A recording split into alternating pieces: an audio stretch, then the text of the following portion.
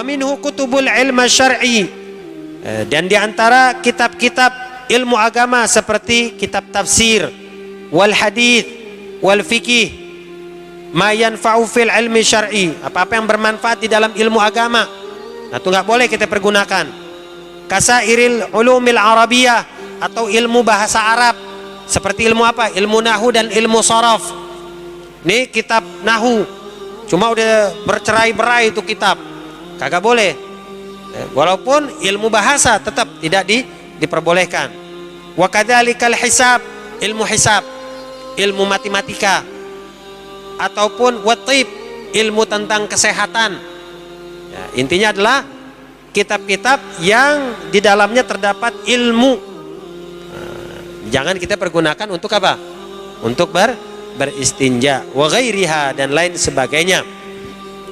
Wa minhu aidan, dan diantaranya juga mat'umul adamiyyin, makanan manusia.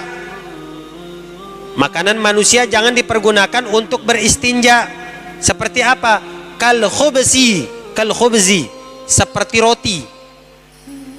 Roti kita pakai buat istinja, nggak boleh, jangan ya. Itu makanan manusia. Wa kadza mat'umul jin, dan juga makanan para bangsa jin. Ya. Seperti apa? Kal azmi, seperti tulang. Jadi makanan bangsa jin itu adalah tulang. Itu jangan kita pergunakan untuk beristinja. Lamma ruwiya Muslim annahu sallallahu alaihi wasallam, dalam sebuah riwayat daripada al-Imam Muslim, bahwa sesungguhnya Rasulullah sallallahu alaihi wasallam naha an istinja'i bil azmi. Rasulullah melarang kita untuk beristinja dengan menggunakan tulang. Enggak boleh kita istinja pakai tulang. Wadzalika li'annahum sa'alun Nabi sallallahu alaihi wasallam. Jadi pernah ada para sahabat bertanya kepada Nabi sallallahu alaihi wasallam, faqala kullu 'azama dzikru ismillahi alaihi yaqau fi aidikum aw fara ma kana lahman wa kullu bi'ra alafu dawabikum. Jadi kata Rasulullah di sini makanan kalian itu, kata Rasulullah, kalian itu di sini maksudnya adalah bangsa jin. Ya, adalah setiap tulang yang masih ada sisa-sisa dagingnya. Setiap tulang yang masih ada sisa-sisa daripada daging. Kan biasa tulang kan suka masih ada apa? Daging-dagingnya itu yang nempel gitu. Yang berada di tangan kalian. Dan ketika kalian memakannya dengan menyebut nama Allah, serta semua kotoran hewan ternak. Jadi kotoran hewan ternak itu, ya, alafa dawabikum. Kotoran hewan ternak itu termasuk makanan bangsa jin. Ya, selain daripada tulang, kotoran hewan ternak juga termasuk makanan bangsa jin. Fala tastanju biha, kata Nabi, janganlah kalian beristinja dengan menggunakan itu. Fa innaha ta'am ikhwanikum minal jinni. Sesungguhnya itu makanan daripada saudara-saudara kalian dari bangsa jin. Jangan beristinja dengan menggunakan tulang. Wa in harakal azmu, terus bagaimana kalau andai kata kita mendapatkan tulang tapi tulang yang sudah terbakar? Di tulang udah kebakar, udah geseng. Fa hurmatuhu baqiyah, tetap kemuliaannya itu ada walaupun tulang tersebut sudah terbakar, udah geseng. Kita lihat, ada tulang udah kebakar nih, kita mau pakai buat istinja, tetap tidak boleh. Ya, bi khilaf khubza, kecuali roti. Roti kalau belum kebakar, artinya masih utuh gitu bentuknya, nah itu haram bagi kita. Kalau andai kata itu roti sudah terbakar, fa innahu idza haraka, apabila roti itu sudah terbakar, udah angus nih roti, maka boleh nggak kalau saya mau pakai buat istinja? Nggak ada air, nggak ada batu, nggak ada apa-apa, adanya roti angus.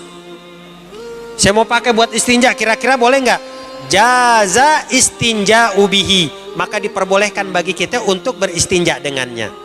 Kalau roti angus, ya, kalau roti dimentegain dikasih coklat ya kagak boleh gitu ya. Tapi kalau roti angus baru boleh. Ya, kalau tulang, walaupun ini tulang angus, udah kebakar nih tulang, tetap kagak boleh kalau tulang. Tapi kalau roti dia udah angus, udah kebakar, masih ada kebolehan bagi kita untuk beristinja dengan menggunakan itu. Li khuruji 'anil mat'um, karena ya udah nggak mungkin bisa dimakan lagi. Ya. Wa bidzalika farakal 'azmu kama saraha bikal yubi wa ammal mat'umul bahaim kal hashish, atau makanan hewan. Makanan hewan seperti hashish. Hashish itu rumput. Ya, hashish itu rumput. Fayajuzu istinja'u bihi, maka diperbolehkan bagi kita untuk beristinja dengan menggunakan rumput. Gitu ya. Tapi caranya jangan kita gesek-gesekin di rumput begitu, jangan. Begitu ya. Kita ambil rumputnya begitu ya. Jangan kita duduk gitu di rumput kita gesek-gesekin gitu. Jangan ya. Tapi kita ambil rumputnya gitu ya. Kita ambil rumputnya baru kita pakai untuk menghilangkan ya.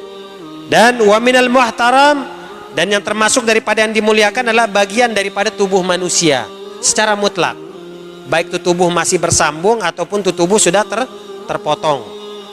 Walladzi yadhhar anna al-murad bil muhtaram huna ghairal harbi.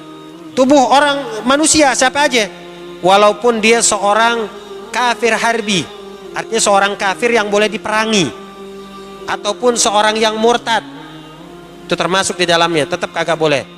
Khilafan li ba'dil mutaakhirin. Ini berbeda pendapat dengan ulama-ulama mutaakhirin.